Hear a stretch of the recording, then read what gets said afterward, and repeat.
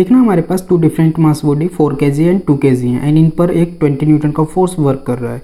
तब ये ऑब्जेक्ट इस पर एक फोर्स लगाएगा, ये ऑब्जेक्ट भी इस पर एक फोर्स लगाएगा। दोनों ऑब्जेक्ट कॉन्टैक्ट में तो सेम फोर्स वर्क करेगा, जिसको हम कॉन्टैक्ट फोर्स कहेंगे, और हमसे यही कैलकुलेट कराया। तो कॉन्टैक्ट फोर्स कैलकुलेट करने के लिए हमें पहले एक्सेलरेशन पता होना चाहिए, और ऐसी प्रॉब्लम में एक्सेलरेशन हम डायरेक्टली निकाल सकते हैं। Acceleration is equal to net pulling force और नेट पुशिंग फोर्स होता है। ठीक, पुशिंग फोर्स है तो नेट पुशिंग फोर्स कितना है 20 upon total mass, and total mass given हमें 4 + 2 यानी कि 6 kg। तो एक्सेलरेशन आ जाएगा 10/3 मीटर पर सेकेंड स्क्वायर।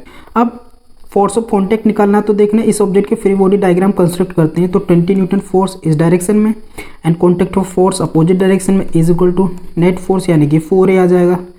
तब यहाँ से 4A की वैल्यू यहाँ पर पुट करेंगे, देन 20 - 40/3 इज इक्वल टू आ जाएगा हमारे पास F, एंड F की वैल्यू आ जाएगी 20/3 न्यूटन।